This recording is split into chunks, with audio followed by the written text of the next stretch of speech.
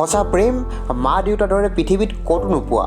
এটা বছৰত 10 গৰাকীক ভাল পোৱাটো কোনো ডাঙৰ কথা নহয়, কিন্তু 10 বছৰলৈ এগৰাকীক ভাল পোৱাটোহে ডাঙৰ কথা। ভাল পাওঁ শব্দ দুটা যদিও দুজনৰ, যদি মাত্ৰ এজনে জীয়াই ৰাখিব চেষ্টা কৰে তেতিয়াহ'লে ভাল পোৱা জীয়াই ৰাখিব নোৱাৰি। ভাল পোৱা সকলো নহয়, যাৰ প্ৰতি হয় তেওঁ মূল্য নুবুজে। সেইবাবে কাৰোবাক বহুত বেছি ভাল পোৱাটো ঠিক নহয়, কাৰণ ভাল পোৱা মানুহবোৰেই এদিন কষ্টকৰ হৈ পৰে। সঁচা ভাল পোৱাসকলে নিজতকৈ বেছি নিজৰ ভাল পোৱাজনক আপডাল কৰে।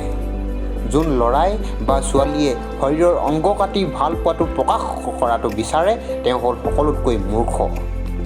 কাৰণ যাৰ ওচৰত তোমাৰ চকুৰ পানী মূল্য নাই তেওঁ তোমাৰ ৰক্তৰ মূল্য কিদৰে দিব? এটা সৰু শিলেও এখন ডাঙৰ আইনা ভাগিব পাৰে। এষাৰ সৰু মিছা কথাৰেও এটা সম্পৰ্ক ভাগিব পাৰে।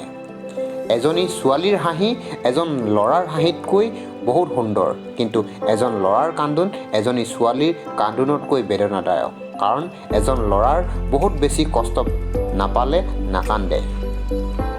যিসকলে কামৰ ওপৰত ভৰসা থাকে সেইসকলে চাকৰি কৰে, আৰু যিসকলৰ নিজৰ ওপৰত ভৰসা থাকে তেওঁলোকে ব্যৱসায় কৰে। যদি আপুনি দুখীয়া হৈ জন্ম লৈছে তেতিয়া আপোনাৰ ভুল নাই, যদি আপুনি দুখীয়া হৈ মৃত্যু হৈছে সেইটো আপোনাৰ ভুল।